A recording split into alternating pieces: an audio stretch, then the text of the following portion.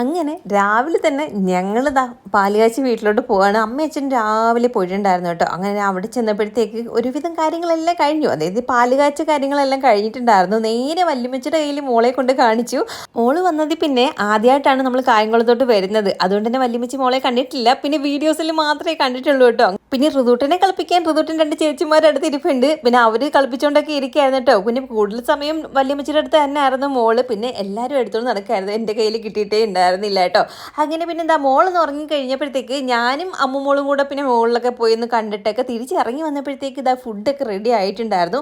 അങ്ങനെ അടിപൊളിയിട്ട് സദ്യ കഴിച്ചിട്ടോ. അത് കഴിഞ്ഞ് കസിൻസും ഒത്ത് ഇങ്ങനെ കാര്യങ്ങളൊക്കെ പറഞ്ഞ് ഇങ്ങനെ ചില്ലടിച്ചിരിക്കുകയായിരുന്നു. പിന്നെ കിട്ടിയ ഗിഫ്റ്റുകൾ എന്തൊക്കെയാണെന്ന് അറിയണ്ടേ. അതുകൊണ്ട് ഞങ്ങൾ എല്ലാം കൂടെ ചേർന്ന് അതങ്ങ് പൊട്ടിച്ച് നോക്കിയിട്ടുണ്ടായിരുന്നു കേട്ടോ. അങ്ങനെ പിന്നെ അതൊക്കെ പൊട്ടിച്ച് നോക്കി ഇരുന്നപ്പോഴത്തേക്ക് അപ്പി പിന്നെ ചായ ഇട്ടുകൊണ്ട് തന്നിട്ടുണ്ടായിരുന്നു.